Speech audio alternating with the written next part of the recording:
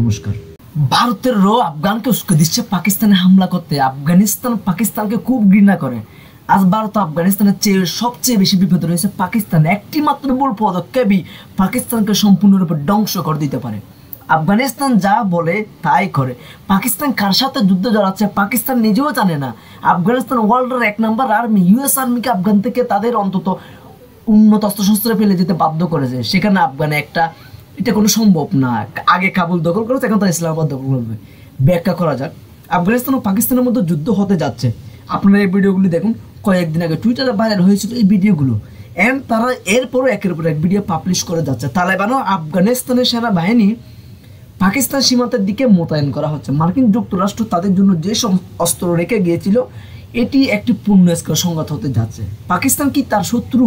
আফগানিস্তান কেন বিবেচনা করে আর কিভাবে এই সংঘাত ভারতকে প্রভাবিত করে, চলুন জেনে নেওয়া যাক আজকের এই ভিডিওতে, যেখানে আমরা আমাদের প্রিয় প্রতিবেশী, অর্থনীতি, সমস্যা এবং বোঝার চেষ্টা করব। আমার এই চেষ্টা যদি আপনার ভালো লেগে থাকে অবশ্যই আমাকে ফেসবুকে দেখলে ফলো করবে এবং ইউটিউবে দেখলে অবশ্যই সাবস্ক্রাইব করতে ভুলবেন না। নতুন বছরও আমাকে অনুপ্রাণিত করার জন্য এটি আপনার কাছে একটা ছোট্ট অনুরোধ। শুরু করা যাক। দ্য চ্যাপ্টার 1 ইজ কেন তারা এই যুদ্ধ করতেছে। 2024 সালের ডিসেম্বরে কি এমন ঘটেছিল যে দুটি দেশ প্রায় যুদ্ধের দ্বার প্রান্তে ছিল? 21শে ডিসেম্বর টিটিপি অর্থাৎ তেহরিকে তালেবান পাকিস্তান সীমান্তের চৌকিতে হামলা চালায় এবং এতে 16 জন সেনা প্রাণ হারায়। টিটিপি অস্ত্র হাতে নেয়। এই হামলার বিরুদ্ধে আফগানিস্তানের পাটকিয়া প্রদেশে বিমান হামলা চালায় পাকিস্তান বিশ্বাস করেছিল যে তারা টিটিপির আস্তানায় হামলা করছে। তবে আফগানিস্তান পাকিস্তানিদের বিরুদ্ধে বেসামরিক এলাকায় হামলা চালিয়ে 46 জনকে হত্যার অভিযোগ করেছে। সবচেয়ে বড় কথা, এই বিমান হামলা হয়েছিল যখন আফগানিস্তান পাকিস্তানের বিশেষ প্রতিনিধি মোহাম্মদ সিদ্দিক কাবুলে ছিলেন, যা দেখায় যে এই দুই দেশের মধ্যে কূটনীতি সম্পর্ক ভালো হচ্ছে না এবং এখন আফগানিস্তান পাকিস্তান সীমান্তে সেনা মোতায়েন করা হচ্ছে। কিছু লোক বিশ্বাস করে যে প্রায় 15,000-এর মতো সৈন্য পাকিস্তানের সীমান্তের দিকে অগ্রসর হচ্ছে এবং সবচেয়ে বড় কথা যে সৈন্যরা মার্কিন যুক্তরাষ্ট্রের রেখে যাওয়ার সমস্ত উন্নত অস্ত্র দিয়ে পাকিস্তান আক্রমণ করতে পারে। চ্যাপ্টার 2 আফগান পাকিস্তান সম্পর্কের ইতিহাস। পাকিস্তান ও আফগানিস্তানের ইতিহাস উত্তপ্ত এবং ঠান্ডা, যা কখনো একে অপরের বন্ধু, কখনো শত্রু। এই মাঝামাঝি কোনো জায়গা নেই। যেমনটা কাশ্মীর নিয়ে ভারত এবং পাকিস্তানের মধ্যে বিরোধ রয়েছে। একইভাবে ডুরান্ট লাইন এবং প্রধানত ফেডারেল শাসিত উপজাতীয় এলাকা, এটা ফাফা অঞ্চল দিয়ে আফগানিস্তান এবং পাকিস্তানের মধ্যে দ্বন্দ্ব রয়েছে। ডুরান্ট লাইন বিরোধ কী এবং এর পিছনে যুক্তি কী তা বোঝার জন্য আমাদের ইতিহাসের একটা পাতা উল্টিয়ে দেখতে হবে এবং আমাদের প্রভাব বলে নামে একটি গুরুত্বপূর্ণ ধারণা বুঝতে হবে। এই দুই দেশের স্থায়ী দ্বন্দ্ব তাদের প্রভাব বলয় বজায় রাখার জন্য অঞ্চল তৈরি করেছে। প্রভাবের ক্ষেত্র হলো এমন একটি এলাকা যেখানে একটি দেশ এক্সক্লুসিভিটি বজায় রাখে, অর্থাৎ শুধুমাত্র সে দেশেরই এই এলাকার নিয়ন্ত্রণ থাকবে। যদিও এখন আমাদের সভ্য বিশ্বে প্রভাবের এই ক্ষেত্র কার্যকর করার জন্য সীমানা রয়েছে, কিন্তু উপনিবেশিক শক্তিগুলি বিশ্বের কতটা অংশকে নিয়ন্ত্রণ করতে পারে তার প্রতিযোগিতায় নেমেছে। আর এর মুখোমুখি হয়েছিল সাম্রাজ্যবাদী রাশিয়া এবং সম্প্রসারণবাদী ব্রিটিশ সাম্রাজ্য। প্রকৃতপক্ষে এর একটি নাম রয়েছে যা ব্রিটিশরা নিজেরাই দিয়েছিল, তারা একে গ্রেট গেম বলে। ব্রিটেন ভারতকে তাদের মুকুট গহনা মনে করত। স্পষ্টতই তারা তাদের কাছ থেকে মুকুট গহনা চুরি করেছিল, যেটা কিছুদিন আগে আপনারা খবরে দেখেছিলেন, এবং তারা আরও অনেক কিছু চুরি করেছিল। সুতরাং ভারতীয়রা তাদের জন্য একটা মূল্যবান দন্তে বাদে কিছু নয়। রাশিয়া ধীরে ধীরে তার সাম্রাজ্য বিস্তার করতেছিল এবং তার মধ্য এশিয়ার অঞ্চলগুলি নিয়ন্ত্রণ নিয়েছিল এবং রুশ অগ্রগতি বন্ধ করার জন্য ব্রিটিশরা বাণিজ্য রুট স্থাপন করেছিল যাতে রাশিয়ানরা নৌ অভিযান না পায়। ইতিমধ্যে তারা মুকুট গহনা ভারতকে রাশিয়ার থেকে বাঁচাতে হয়েছিল, কিন্তু কিভাবে?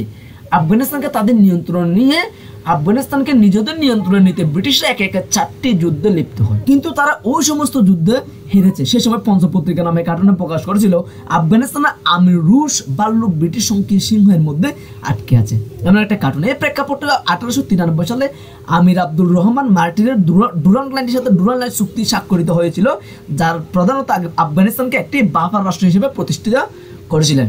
আফগানিস্তান পাকিস্তানের বর্তমান ফাটা অঞ্চলের কিছু এলাকায় তাদের নিয়ন্ত্রণ ছেড়ে দিয়েছে, অর্থাৎ সুয়াত, চিত্রাল, সাগাই প্রদেশ, এবং এর বিনিময়ে তারা আসমারের নিয়ন্ত্রণ নেয়, কাফিরিস্তান এবং বিরমান এলাকা।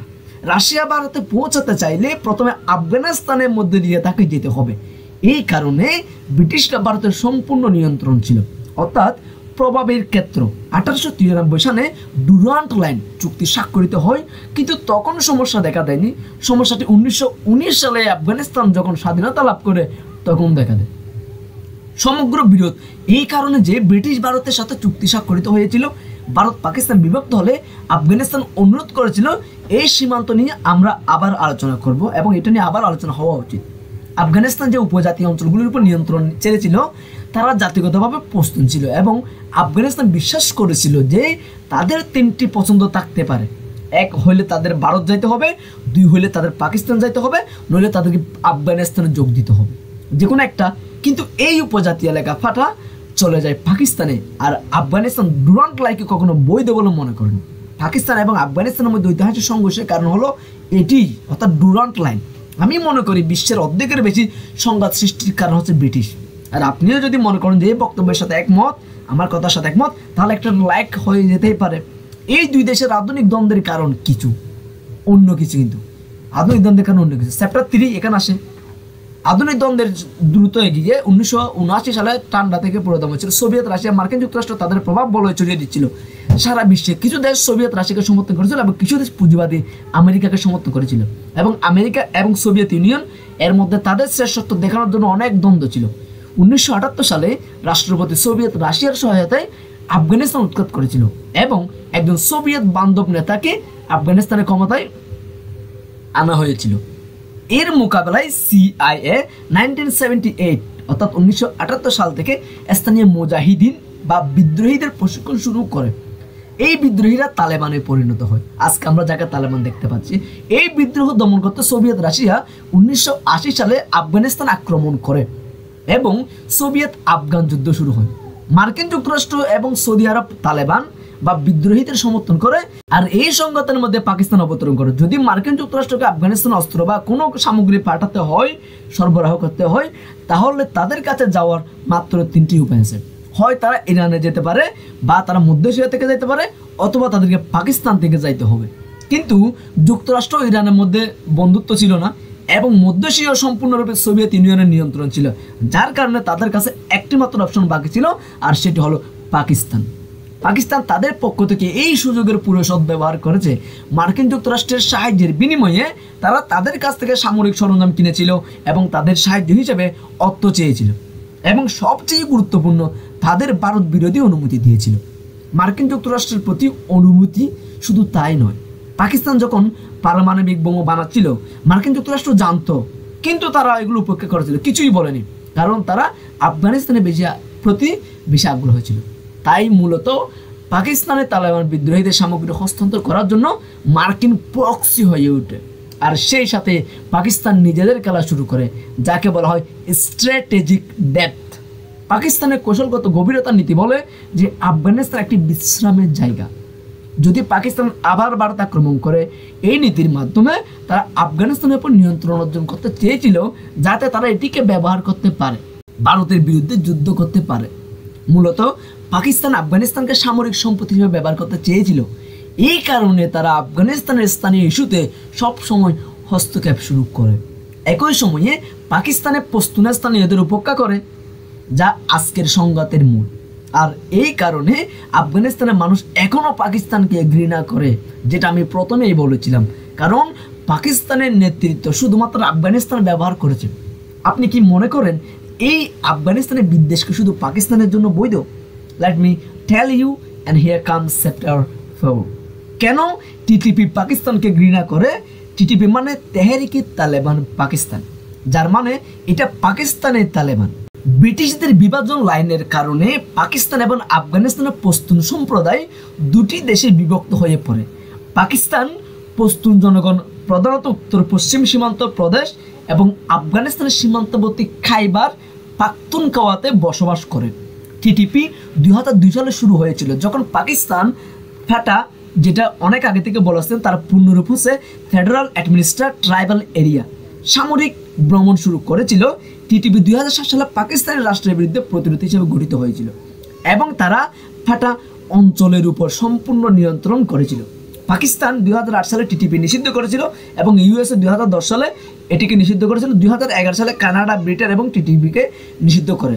পাকিস্তানি তালেবান এবং টিটিপির উদ্দেশ্য পাকিস্তান রাষ্ট্রকে নির্মূল করা এবং সমগ্র পাকিস্তানের শরিয়া আইন আনা, কিন্তু ভারত কখনো মানা করেনি।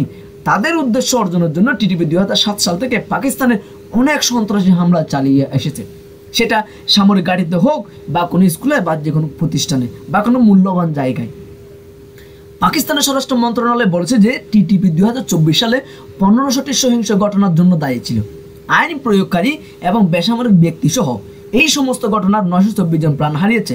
2021 সালে তালেবান যখন আফগানিস্তান দখল নেয় তখন পাকিস্তান মনে করেছিল যে তাদের কঠোর পরিশ্রমের ফল পাওয়া গেছে, কারণ তারা এত বছর ধরে যে তালেবানদের সমর্থন করেছিল তারা এখন ক্ষমতায় এসেছে।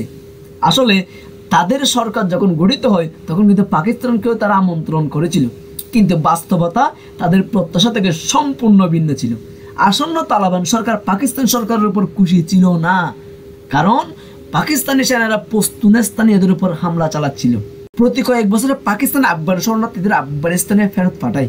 পাকিস্তানের 17 লাখ আফগান শরণার্থী রয়েছে বলে ধারণা করা হচ্ছে, আর 2023 সালে পাকিস্তান 2 লাখ আফগান শরণার্থীকে ফেরত পাঠিয়েছে, যা তালেবানদের তুমুল সমালোচনার মুখে পড়ে। অন্যদিকে ভারতের দৃষ্টিভঙ্গি সম্পূর্ণ ভিন্ন। ভারত কিন্তু এক ধাপ এগিয়ে। আফগান শিক্ষার্থীরা বৃত্তি নিয়ে ভারতে পড়াশোনা করে। ভারতে কোভিডের সময় তাদের ভ্যাকসিন দিয়েছিল।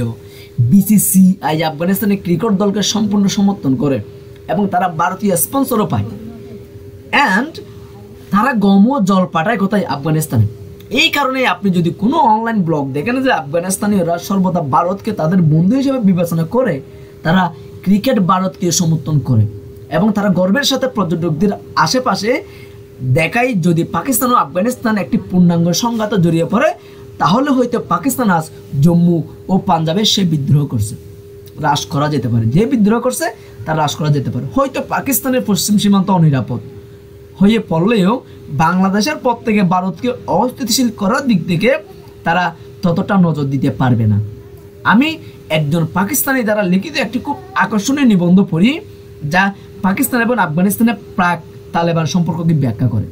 আফগানিস্তান কখনোই ধর্মীয় ভিত্তিতে ভারতের সাথে প্রতিবেশী হতে চায়নি। তারা ভারতের সাথে পাকিস্তানের সাথে সীমান্তে ভাগাভাগি করাকে বেশি গ্রহণযোগ্য মনে করেছে এবং প্রকৃতপক্ষে 1965 এবং 1971 সালের যুদ্ধে আফগানিস্তানও পাকিস্তানকে নরম সমর্থন দিয়েছে। আমরা কোনো সীমান্ত আক্রমণ করব না, এই কথা বলে আপনি আমাদের পূর্ব সীমান্তে আপনার সেনা মোতায়েন করতে পারেন, এই কথা আফগানিস্তান বলেছিল কাকে? পাকিস্তানকে। ঠিক আছে, আমি মনে করি এই বর্তমান আফগান সরকার যা ভাবছে তা কিন্তু প্রতিফলিত করে না, তা দেখাচ্ছে না। কিন্তু এটা ভাবার বিষয় যে 100 বছরেরও কম সময় আগে যারা ভারতের বন্ধু তারা ভারতকে শত্রু হিসেবে দেখতেন, আজ পাকিস্তানি ও আফগানরা যারা একে অপরের চোখে দেখে একে অপরের দ্বিমুখী কথা বলে বন্ধু ছিল, তারা আজকে তারা শত্রু হয়ে গেছে। এটা খুবই জটিল। সম্পর্ক বজায় রাখা একটি সময় সাপেক্ষ প্রক্রিয়া, কারণ ভূ রাজনীতিতে কোনো স্থায়ী বন্ধু নেই, শুধু সাময়িক স্বার্থ এবং গুরুত্বপূর্ণ জিনিস। আপনার কাছে এই বিষয়টা পৌঁছে দেওয়ার জন্য আমি চেষ্টা করলাম, তাদের সম্পর্কটাকে বলার চেষ্টা করলাম যে আপনার কেমন লেগেছে আমাকে অবশ্যই কমেন্ট করে জানাবেন এবং ফেসবুক দেখলে অবশ্যই ফলো করবেন, ইউটিউব দেখলে সাবস্ক্রাইব করবেন। ভালো থাকবেন, ততক্ষণ সুস্থ থাকবেন। নমস্কার।